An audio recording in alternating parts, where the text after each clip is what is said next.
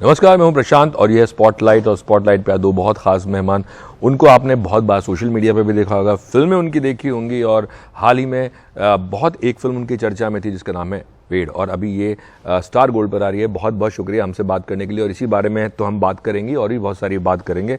तो सबसे पहले तो मैं आप लोगों से यही पूछना चाहूँगा कि जब रियल लाइफ कपल जब फिल्म में काम करते हैं तो सबसे ज़्यादा बातें एक्टिंग की होती हैं, घर की होती हैं? नहीं, मुझे लगता है घर की होती होंगी, क्योंकि सेट पर I feel it's very difficult, क्योंकि हमारे बीच में हमारी पहली मुलाकात ही हमारी पहले फिल्म के सेट पर हुई थी जी 2001 में, तुझे मेरी कसम। और उसके आपको 20 साल हो चुके हैं दोनों को। हाँ, so we dated for 10 years और फिर शादी को 11 साल, तो 21 साल तो वी हैव बीन टुगेदर। तो मुझे लगता है इसके बाद सेट पर जब शूटिंग नहीं करते तो वी आर लाइक फ्रेंड्स। सो हर जगह की बातें होती है, घर की बातें होती है, बाहर की बातें होती है। So it wasn't. लोग ये सोच रहे होंगे कि यार कुछ कपल्स 10 साल के बाद बात ही करना बंद कर देते हैं, ये सेट पे भी बात करते हैं। नहीं, बहुत ज़रूरी होता है। मैं हमेशा ये कहता हूँ कि बहुत सारे लोग ये कहते हैं कि शादी के कुछ सालों बाद या और बात करने के लिए रह क्या जाता है। जी, मुझे लगता है कि हर वो चीज़ नए पैशन ढूंढने चाहिए जो दोनों के लिए नए हो, जो आप लोगों ने नहीं किए, और वो करने चाहिए साथ में, तो you create a new experience. आपने कहा कि जब आप साथ में होते हैं, कई बार जो फिल्म इंडस्ट्री में जो एक्टर्स हैं वो अपना पर्सनल लाइफ अलग रखते हैं, लेकिन आपके पास कोई चॉइस नहीं है। तो ये चॉइस हो सकती थी कि वेड में जिनलियाँ ना होती, कोई और होता जी। तो ये कहते सोची समझी तो नहीं बोलूँगा, बट हो गया, या कंपल्शन, या कि हाँ जिनेलिया से अच्छी एक्टर आपको मिली ही नहीं, या जिनेलिया को रितेश से अच्छे एक्टर नहीं मिले? नहीं, ये क्या था, ये फिल्म एक्चुअली मैं डायरेक्ट कर रहा था, और जब ये कहानी मैंने चुनी कि ये फिल्म करनी है मुझे, और जो श्रावणी का किरदार जो उन्होंने निभाया है, because I have acted with her, और मैं जिनेलिया का एक्चुअली बहुत बड़ा फ़ैन हूँ उनके क्राफ्ट का। बहुत ही नेचुरल है, बहुत सुलझी हुई एक्ट्रेस है, और उनका एक्सपीरियंस बहुत बड़ा है, क्योंकि इन्होंने साउथ में काम किया हुआ है और बहुत मातब्बर बड़े लोगों के साथ इन्होंने काम किया, दिग्गज लोगों के साथ काम किया, जैसे राजा मौली जी हो या शंकर सर हो या बड़े एक्टर्स म्यूजिक। तो वो जो एक्सपीरियंस है ना, वो अमेजिंग है। डीओपीज बहुत बड़े हैं, तो बहुत सारी छोटी छोटी चीज़ें उन्होंने सीखी है, जो वो हमेशा मुझे कहती है कि अरे ये एंगल अगर लो लगाओगे तो उसमें मज़ा नहीं आएगा, आंखें बड़ी दिखनी चाहिए तो एक्सप्रेशन आएगा। तो वो क्राफ्ट मुझे पता था कि उनमें है वो, और ये किरदार मुझे लगा कि इनको करना चाहिए। दूसरी बात यह है कि इन्होंने 5 लैंग्वेजेस में काम किया है, और पिछले 10 साल से, जब से शादी हुई मेरी माँ से, वो मराठी में बात करते, तो मुझे पता है उनकी मराठी उनको आती है। तो मुझे लगा कि एक और लैंग्वेज हो, जहाँ आपका जन्म हुआ है, मुंबई की इनकी पैदाइश है, तो वहाँ पर उस भाषा में आपको काम करना चाहिए। And this is the film I think we should do together. और I was happy when she said yes, और बस पिक्चर बन गई। कंपल्शन नहीं था, मेरी ज़रूरत थी। लेकिन मुझे बताइए कि फिल्म इतना अच्छा अराउंड मेरे ख्याल में 73 करोड़ वर्ल्ड वाइड था, और 61 समथिंग यहाँ इंडिया में था। तो इतना कलेक्शन के बारे में कोई कुछ नहीं कह सकता, बट आपने पहले तो बतौर प्रोड्यूसर कदम रखा मराठी फिल्म में, फिर एक्ट भी किया मौली में, फिर डायरेक्शन। तो आप धीरे धीरे ये देख रहे थे कि भाई डायरेक्शन पे जाने के लिए अच्छा पहला कदम, दूसरा कदम, तीसरा कदम जमा पाऊंगा या नहीं? नहीं, मुझे लगता है कि ये बहुत ज़रूरी होता है। हर उल्टा हो सकता था डायरेक्शन प्रोड्यूसर? No, impossible. क्योंकि क्या है कि कैसे डायरेक्शन नहीं, रितेश मुझे लगता है was always a director. Like honestly he enjoyed that. जैसे ये आप, if you ask me, I will never be a director. That is not the area that I'm great at or I understand. But Ritesh को camera angles, camera setting, all that interests him a lot. But tell me how, मतलब किस तरह का दिल में, मैं बोलूँगा खुशी थी, क्योंकि वो जो वक्त था जब फिल्म ने अच्छा किया था, उस वक्त पूरा जो हिंदी इंडस्ट्री है वो कहती फिल्में नहीं चल रही, फिल्में नहीं चल रही। और मुझे याद है मैंने स्टोरीज की थी इस फिल्म से, उस वक्त भी मैं इंटरव्यू करना चाहता था, तब हो नहीं पाया, हम थोड़ा सा लेट हो गया था, मैं शायद बाहर गया हुआ था। सो ये चीज़ एक जहन में कभी आई कि यार क्या चलता है क्या नहीं चलता, हमें पता ही नहीं लगता। बहुत नहीं क्या लाइफ ना फुल ऑफ सरप्राइजेस। तो जब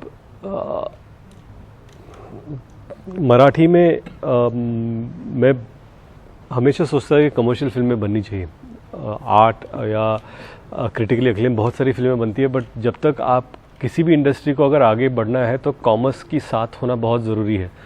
और मराठी में उस वक्त फिल्में नहीं चल रही थी। मैक्सिमम धंधा अगर एवरेज मराठी फिल्म का देखो तो 3.5 से 5-6 करोड़, 2 से 4 करोड़ के बीच में 80 to 90% फिल्में आती है।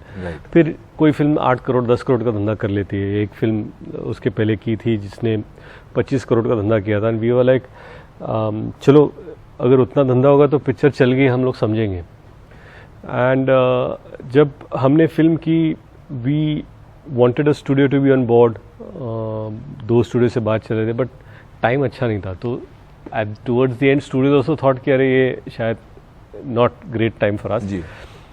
एंड लास्ट 3 हफ्ते में हमारे पास ना स्टूडियो था ना कुछ था, और अभी फिल्म रिलीज हो रही है, तो क्या करें। तो झिनेलिया वाज दर्शकों को मैं बता देता हूँ कि ये फिल्म इंडस्ट्री जो आप बाहर से देखते हैं ना, ये बहुत बड़ी प्रॉब्लम्स हैं कि अब रितेश जैसे एक्टर, आप दोनों मुंबई में पले बड़े हैं, अच्छे खासे फिल्में कर चुके हैं, करियर है और नोन है इंडस्ट्री में, तब भी ये प्रॉब्लम होती है। नहीं, प्रॉब्लम बिल्कुल होती है, और ये बहुत ज़रूरी है समझना कि मराठी में उस वक्त हम लोग सबसे बड़ी फिल्म बना रहे थे, फिर भी ये दिक्कत होती है बिकॉज ऐसा नहीं है कि स्टूडियो सपोर्ट नहीं करना चाहते, स्टूडियो सपोर्ट करना चाहते, लेकिन they understand market sentiments better. तो जब उनको भी लगता है कि यार शायद ये फिल्म ना चले, और ऐसा नहीं है कि वी आर वेरी कॉन्फिडेंट कि फिल्म चलने वाली ही है, हाँ वो तो कोई नहीं कह सकता, वो तो कोई नहीं कह सकता। पर अभी क्या था, we had come too far, कि अभी we were there and we just had to hope कि अभी, और मैं एक सच बात बताऊं आपको, जब फिल्म रिलीज हो रही थी ना, तो हम लोग सोच रहे थे यार अभी क्या इकोनॉमिक्स देखना है कि ये इतना इन्वेस्ट हो गया, अगर इतना धंधा कर लिया तो इतना लॉस हो जाएगा, and we will recover, will figure out how to make other money. क्योंकि अभी जो फिल्म हमको बनानी तो हमने बना ली, पर अभी इसके आगे क्या होगा ये हमको नहीं पता। पर वी डिड आवर बेस्ट, ऐसा नहीं कि हम लोग जितना कोशिश कर सके उतनी हमने की, हम लोग आगे बढ़े। But I think God was just too kind, people were kinder, कि वो सब दर्शक फिल्म देखने आए। मेरे ख्याल में तीनों फिल्में हैं, चाहे वो लाए भारी की मैं बात करूं, माउली की बात करूं, जब भी ये तीनों फिल्में आई, मैं मराठी मुझे नहीं समझ आती है, लेकिन मैंने शोर सुना इन फिल्मों का, और स्टोरीज हमने की हैं, नो डाउट। लेकिन जैसा मैं कह रहा था कि इंडस्ट्री में सब जानते हैं, और अब आप डायरेक्शन आपने कर लिया है। झिनेलिया, आपके जो फीमेल फ्रेंड्स हैं इंडस्ट्री से, इनके डायरेक्शन के बारे में आपको कुछ उन्होंने तारीफें की, या कुछ इंडस्ट्री के कुछ लोग आप लोगों के पास आए कि रितेश को बोलो फिल्म डायरेक्ट करे हिंदी में? अभी आई थिंक धीरे धीरे इट स्टार्टेड नाउ कि रितेश को ये करना है, रितेश को ये करना है, रितेश को डायरेक्ट तो करना चाहिए, दिस इज द टाइम, अभी hit, you know, all these thoughts have started, but I think Ritesh jo hai na, he'll only direct when he feels like, so no one can push him. I think jab इनको लगता है कि you know I'm ready, मेरे पास script है, I'm involved 100%, is the only time he'll do it. तो तब तक we have to wait. Industry has been kind. There have been people who are kind enough to, जो आए उन्होंने कहा कि ये फिल्म है आप डायरेक्ट कर लो। पर क्या है कि हमेशा मुझे ऐसा लगता है कि शायद पहली फिल्म चलना एक तुक्का था, तो शायद I was just too lucky. तो जब तक मुझे लगता है एक और जिस फिल्म पे मैं अभी काम कर रहा हूँ वो होपफुली मैं इस बार बायलिंगुअल बनाऊँ, और I just want to spend my time on the film. क्या होता है कि जब आप किसी और के साथ काम करते तो फिर उनका प्रेशर अलग होता है, उनके टाइमलाइन का, और मैं वो लेना नहीं चाहता फ़िलहाल। तो मैं अपने टाइमलाइन से, अपने हिसाब से, अपने प्रोडक्शन हाउस में काम करना चाहता हूँ, ताकि पूरा ओनस और जिम्मेदारी मेरी हो। Fingers crossed, hope I am able to make a decent film. हम बात कर रहे थे कि लोग काइंड हैं, आते हैं आपके पास। विद ड्यू रिस्पेक्ट मैं एक चीज़ पूछना चाहता हूँ, आपने अपने आप को बतौर एक्टर इन कॉमेडी आपने अपने आप को प्रूव किया, बतौर विलेन आपने प्रूव किया, बावजूद उसके आपको लगता है अभी भी इंडस्ट्री वो पुराने डरों पे चलती है कि एक टैग लग जाता है कि हाँ भाई ये कॉमेडी कर सकते, कोई रिस्क लेना नहीं चाहता? लोगों का देखने का जो दृष्टिकोण है, ये पर्सपेक्टिव है, वो बहुत अलग है टुवर्ड्स व्हाट इज़ सक्सेस, या कहाँ पहुँचना चाहते हैं, या गिनती में कि आप नंबर 1 स्टार हो या नंबर 2 स्टार हो या मेगा स्टार हो, वॉट एवर दैट इज़। तो मैं या हम दोनों भी, फ़िलहाल मैं अपनी बात करूँ, मैं जब फिल्म इंडस्ट्री में आया था तब मुझे एक्टिंग नहीं करनी थी, मुझे एक्टर नहीं बनना था। मुझे एक फिल्म ऑफर हुई तो मैं सोचा ठीक है, ओके, आप सोचते मैं एक्टर बन सकता हूँ तो मैं ट्राई करता हूँ। मुझे हमेशा लगा था कि मैं अपनी पहली फिल्म नहीं चलेगी और मैं घर चला जाऊँगा। I was ready to pack up and go home. ये अलग बात है कि चलो एक के बाद एक फिल्म में मिलती गई, कुछ चली कुछ नहीं चली, कुछ और ज़्यादा चली, उसमें कॉमेडी चली तो कॉमेडी मिलती गई, और उन सभी लोगों के साथ मुझे काम करने का मौका मिला जिनको मैं बड़े पर्दे पर एडमायर करता था।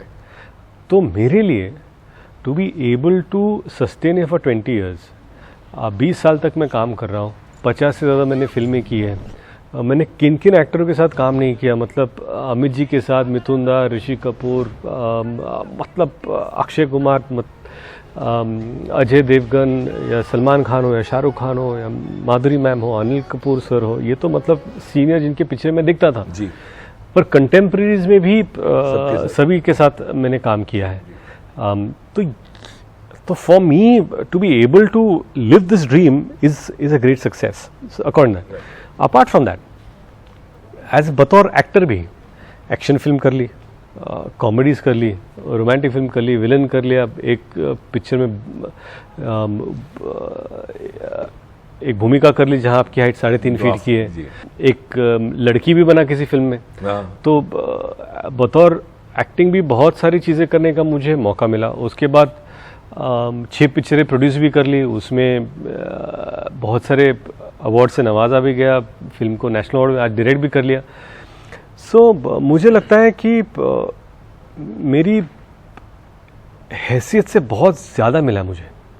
नहीं ऐसा नहीं, हैसियत नहीं, मैं अपने पसे हुआ कि क्या सोच के मैं आया था, मैं कहाँ हूँ आज, पहली फिल्म करके घर चला जाऊँगा, और यहाँ तक आज तक मुझे इतना ढेर सारा प्यार मिल रहा है, ये काम करने का मौका मिल रहा है, आज भी लोग फिल्में ऑफर कर रहे हैं।